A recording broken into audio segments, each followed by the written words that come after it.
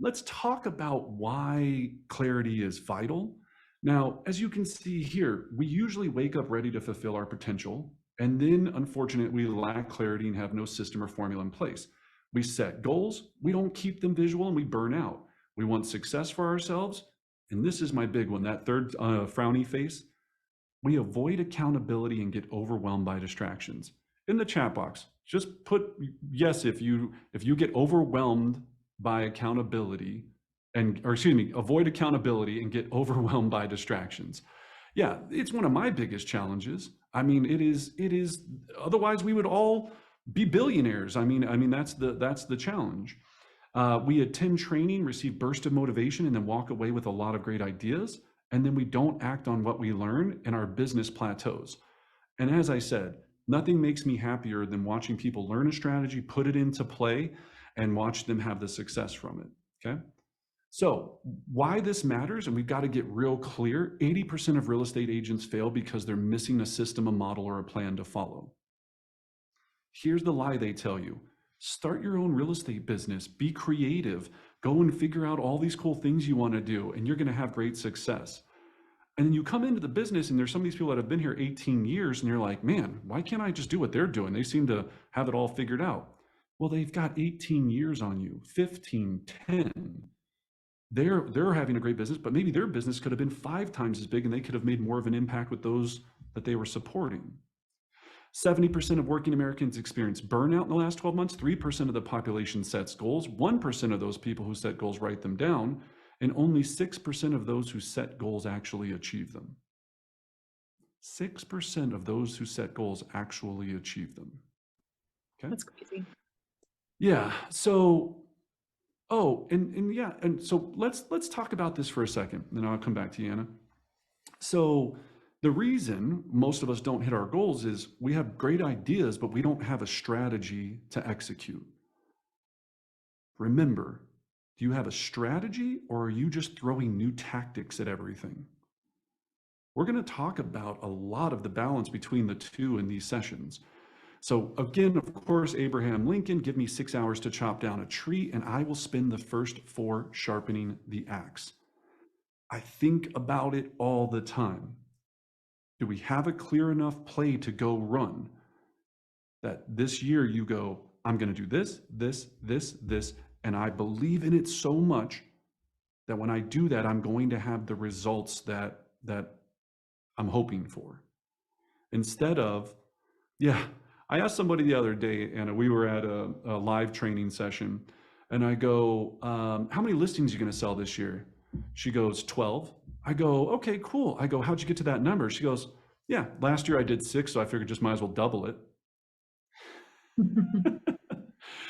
I did for some of us, right? Is that not our plan? And I'm like, okay, that's an idea. There's nothing wrong with saying that, but it's like, what's the strategy to go? If you're going to double your listings from 6 to 12, what's the strategy?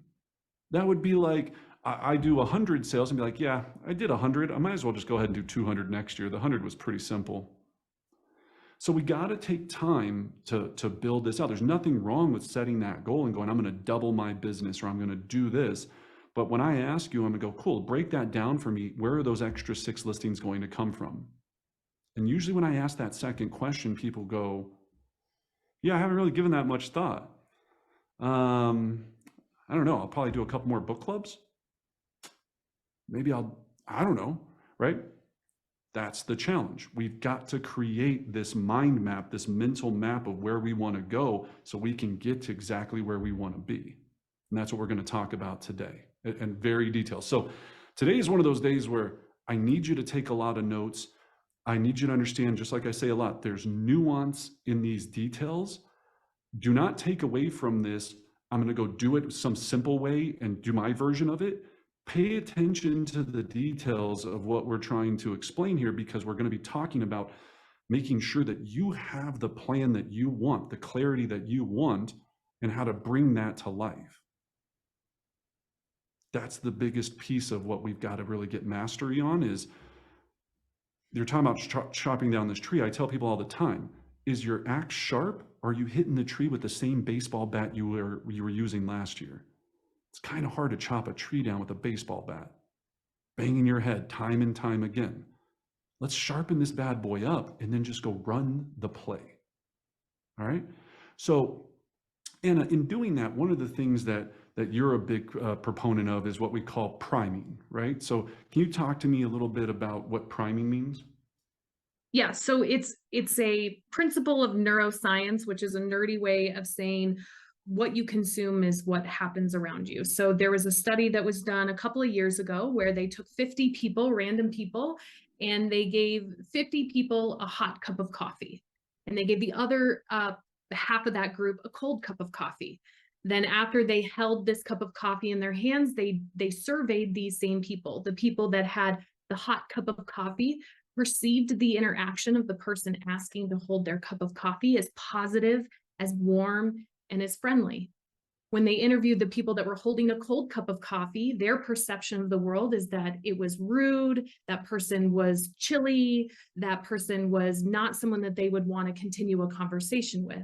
So that's kind of an example of priming, of going what we look at, who we surround ourselves with, right? We talk a lot about who are your five, but really we consume things around us whether we're actively consuming it or not, right? So we often say, oh, it's the books I read, the music I listen to, and the TV shows I watch. Well, certainly that's active engagement in the environment around us. But what is around you uh, in your office, right? Do you have the messages and the visuals that really kind of bring that to life? And as you know, we're reading this really great book. If you haven't read it, it's called Longevity. And they talk a lot about how you can have a really great goal, but if you miss the strategy and go directly to the tactics, the results aren't really going to get you there, right? Because it's just blind action rather than being intentional. So priming is kind of a way of going, if I want this in my world, I put it in my world in visuals so that eventually it shows up the way I want it to. Well said. Yeah, and thank you for that. And so that's what we're going to be really diving into. And what I think is really interesting about what Anna was discussing there is this is the stuff where we just blow past because we're like, Brendan, just give me a text message that I can send to buyers right now that's going to get me an appointment today. I could teach you that all day. You might get an appointment or two or whatever it is. And we're definitely going to teach a lot of that. Don't worry, but we're definitely going to get to that. But it doesn't matter if the rest of it isn't going to be executed on because your world isn't set up correctly and you haven't programmed your brain to say, this is what I want. And when we take a look at this, we call it the Tetris effect. And when we look at this, it's when people devote so much time and attention to something that it begins to pattern their thoughts, mental images, and dreams. So all of those blocks they start coming together.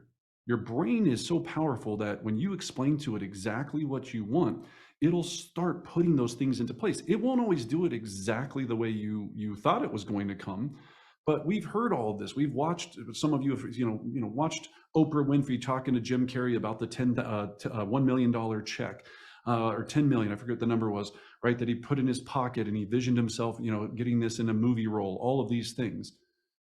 We have to make sure that we're mapping this out, then go execute. All right. So we do that with a number of tools.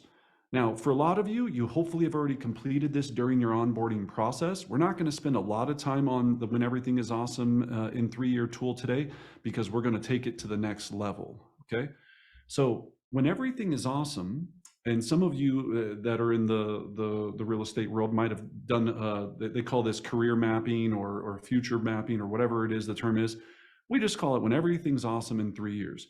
You have 4 categories, and if you're in a classroom or you haven't completed this exercise, just take a piece of paper, put a big plus sign on it, put it into 4 quadrants, and you've got career, money, health, and relationships.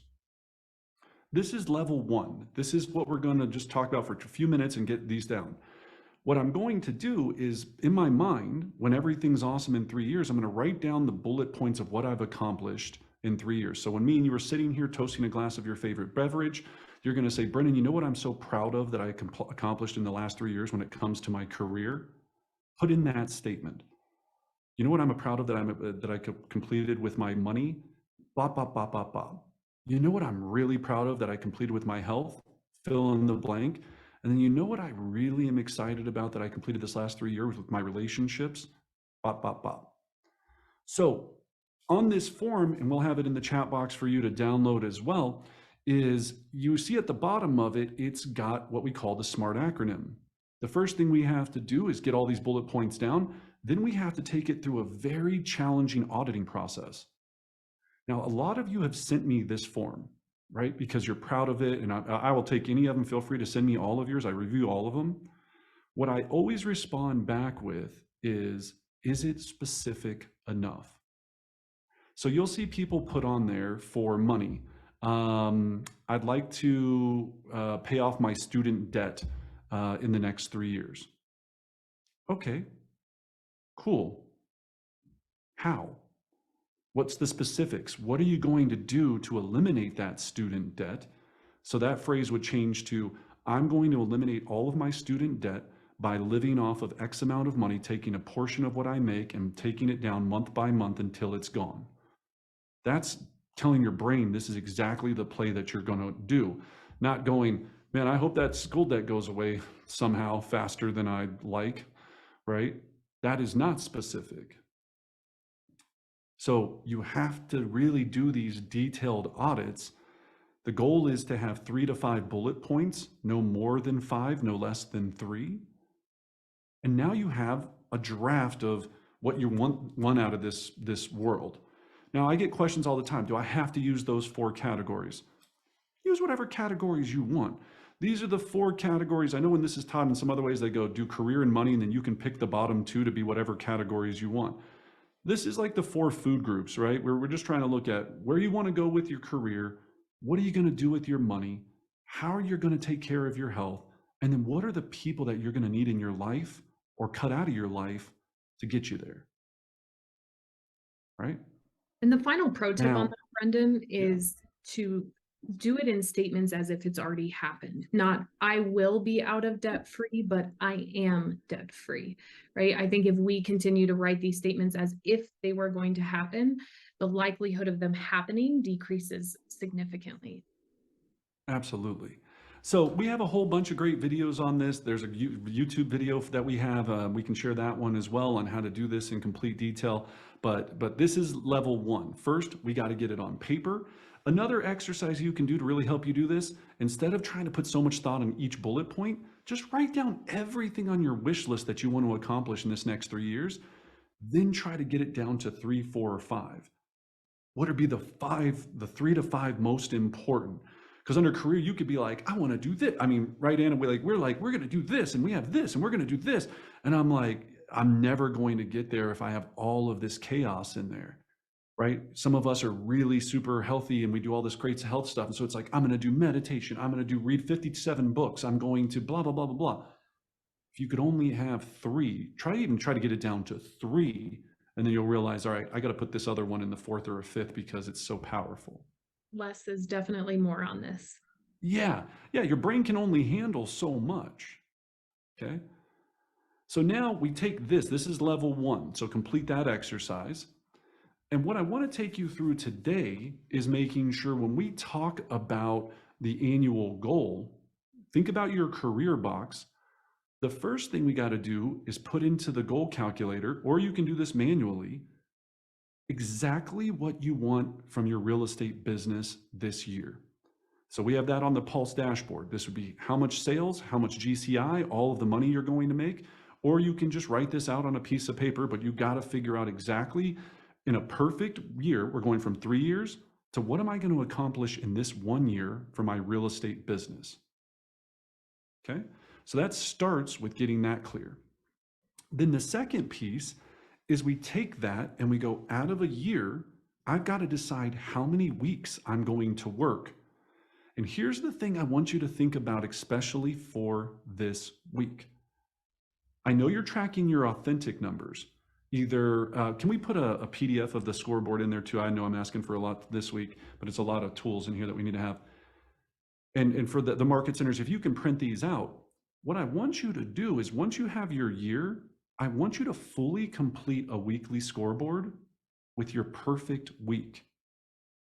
Now, here's the note that you need to write down. Don't put in one sale every day, right? You're like, I closed 5 sales that week. That was a perfect week.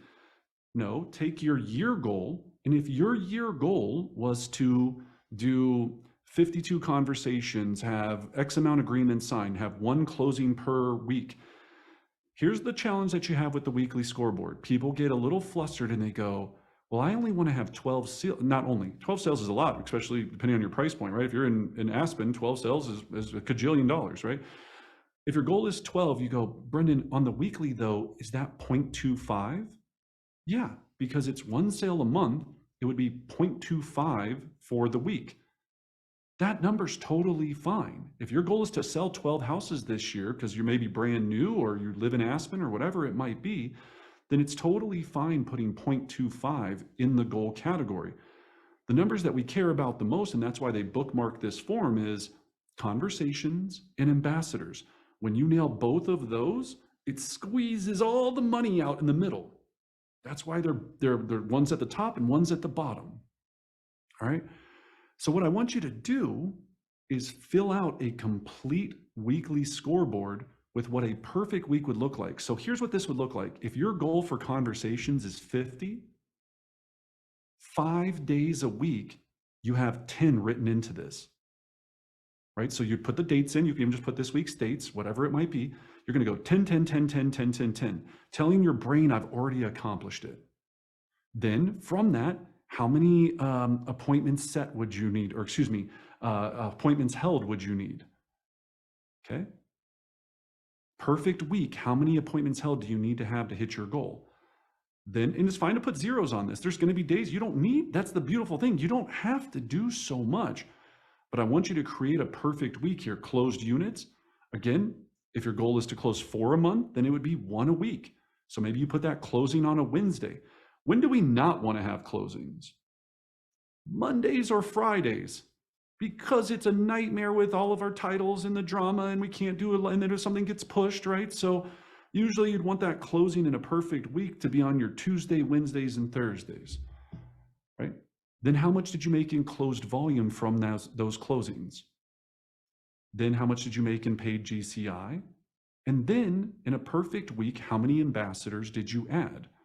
Some of you, your goal this year is to add 50 ambassadors, or 46, 1 per week. 46 people that would truly buy or sell real estate with you that you have on 46 touches or more.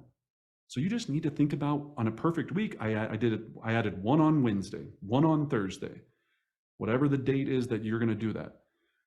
So that's why this is a little bit different today. I want you to put the perfect scoreboard together because we're going to use this in an exercise here in a moment. Okay, so make sure you're noting that. Then we've got to create the perfect day. So if you created the perfect scoreboard, if you knew that your goal for conversations was 25, and this is just a sample, I'm just trying to kind of show you.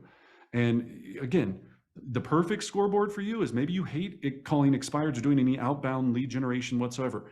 Maybe the perfect scoreboard for you is you've called 15 center of influence and 5 past clients. You'd be like, if that's the number you need. Some of you don't need 20. Like I know a lot of you, you need 7 calls a day, 7 conversations to make like 500 grand. And I ask all the time, how many did you have yesterday? And you're like, I think I had like 3. And I'm like, all you need to do is have 7 based on your database size and the amount of people that you've known over the years, and you would be making X amount. Why didn't you do it?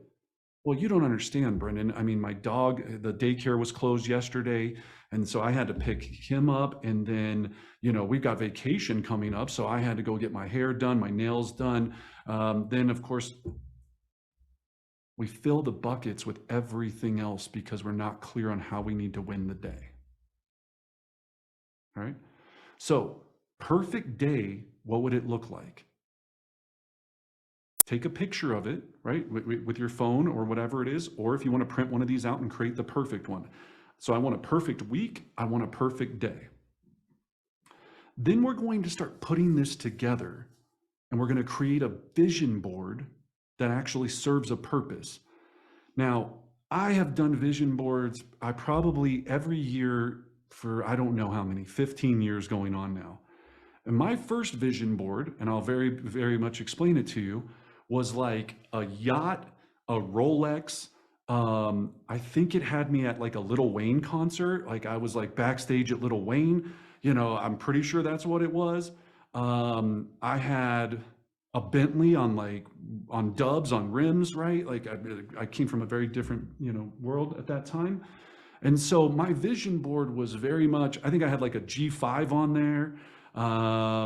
It was all circle related, all focused on things I wanted materially to come into my world. Because I was like, if I can vision this happening, sick, I'm going to get a Rolex. Eventually, I did get a Rolex, funny enough, but I don't know if it was because of the vision board. And actually, all of those things except probably the yacht and the G5. I've been on plenty of yachts, but I don't own a yacht. So anyway, it probably still worked. I don't know.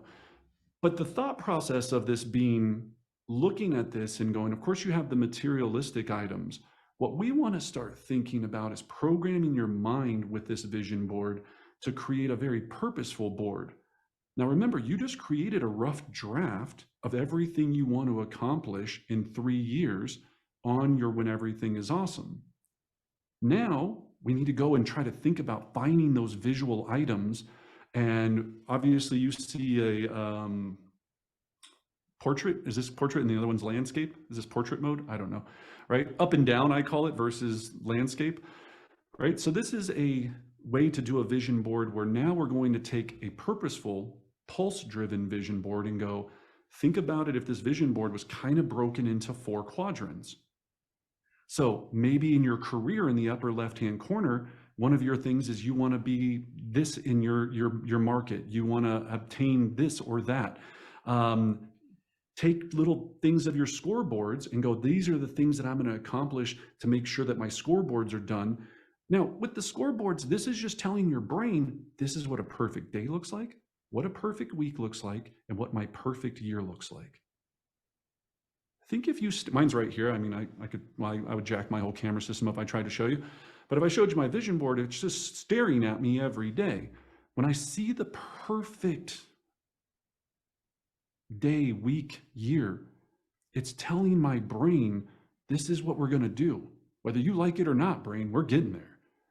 So there's power in this, and there's science back behind all of it. But I want you to think about this instead of, hey, my company had, no offense, don't take any offense to this.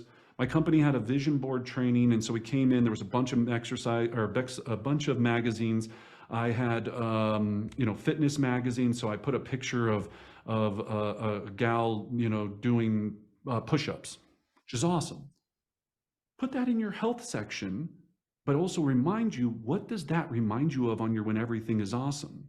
Was it that you were going to go to Planet Fitness 3 times a week and do X amount of push-ups so that you don't have the granny arm swing underneath your arms? I don't know. Maybe that's your jam, right? Whatever it is that you're trying to accomplish. But the image should trigger your brain to go back to your When Everything is Awesome and go, that's why it's important to me. I'm not creating a wish list. I'm creating a purposeful vision board, and I'm telling my brain exactly what I want to see. Now, you see on here, like the Tom's shoes, people are like, what is that on there? It's like Tom's. If you know Tom's, it's sell 1 pair, right? For every pair we sell, we donate a pair to kids that need shoes. So that's a mental representation. If one of your goals for your money is to donate X amount, like, our goal is to donate $150,000 this year, donate $150,000 in nonprofits, that's a reminder to me to be like, okay, I got to be thinking this way. Or you can just put powerful statements on there, right? Whatever statements you would like to have. Now, I'm not saying you can't put the Ferrari on there, or the Rolly, or the Lil Wayne concert, or whatever it is that you want. That's also fine. Maybe you need that in your health. Maybe you need that in your relationship. Think about it. As you see here, there's like a picture of date night with 2 wine glasses. Maybe you want to have date night every month with your significant other. Maybe you have a picture of every year you're going to take a vacation with the whole family and go to Hawaii or Legoland or Disney or whatever it is. But just start thinking about this instead of the pictures that are available right there on the magazine, because again, you're flipping through this. I remember doing this years ago, and I was like, I would flip through a magazine, be like, oh, that looks like something cool that I could, want in my life. And then I cut it out. I took some glue and I stuck it on the board, and I was like, job done. And I was like, had a couple mimosas, tried to cut up as many magazines as I could, and I'm like, I got a vision board. Sweet. Can I go now? And that was the experience.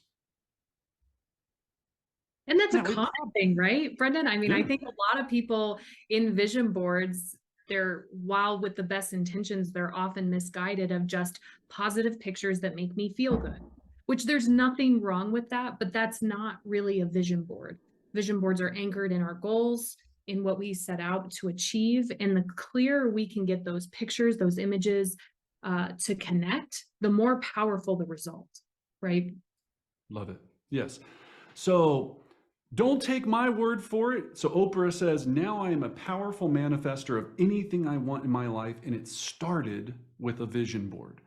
We'll post in the Facebook group, right, Anna, that whole article about all of the people that utilize this tool on a high level. So again, I was probably the same way. I was like, this is so stupid. This is hoity-toity. This is all this new age, smoke some peyote and figure out my life type stuff, right? No, tell the world what you want. Make sure it's constantly in your brain reminding you of it. It will deliver. All right. And in the chat box, Asensio just gave a really great recommendation. If we talk about last week's power play and the leverage of ChatGPT, use ChatGPT to help you build this vision board. It can create images, it can create those statements that you want to print out. So leverage the tech and double down. Big time. All right. So step 5, right? The next thing, now we've got a map. We've got our visual scoreboards of the perfect day, perfect week, perfect year. We've got them kind of organized. Now we got to go get the pictures. We kind of talked about this last week a little bit. Where do you find these images? Because I love magazines, but if you're like me, I'm not a big magazine person. My wife is, right? But if that was the case, then I would have a million pictures of Martha Stewart on my vision board. I don't want a million pictures of Martha Stewart on my vision board. That's just not what I'm into. So I'm going to have to go and seek the images that represent what I want to accomplish. Now, you might be able to find them in magazines, but now, even like we said, with Dolly and ChatGPT and some of these things, you could go into ChatGPT right now in a Dolly and like Cynthia was just saying, tell them the statement and go, I want an image, and then read your bullet point from your when everything is awesome, and it'll come up with an image. That's how powerful it is, right? Now, you might come back with something weird and you're like that, but Mr. Friendly ChatGPT, could you critique that? Because I'd like to have me, Lil Wayne, and Jay-Z all on stage together, right? You might have to do a little couple tweaks there to get exactly the image that you want. And it'll be a picture of you, Lil Wayne, and Jay-Z. Kind of dating myself, I guess, but whoever you're into. Cool. So that's how we're going to put it together. Of course, you're going to need supplies, glues, scissors. Now, depending on the size of board, we've had to talk about this too, and I love giving specific direction, right? We've had everything from massive boards. You'll see some of the ones that we post on the Facebook group from celebrities where they've done an entire almost wall collage. Knock yourself out. Generally, what we see is, and I don't know the right size, but we'll put it in the chat, in the Facebook group, but you want it big enough to be able to fit all of these things in here. And so when you see it, again, it's not tiny little images you're trying to squint your eye at. You want to be proud of it and go, this is what I'm going to go after and do. Hey, Brendan, so, I want to just step back on that last step really quick. So in the recommendation of materials, we put down about a 12 by 16.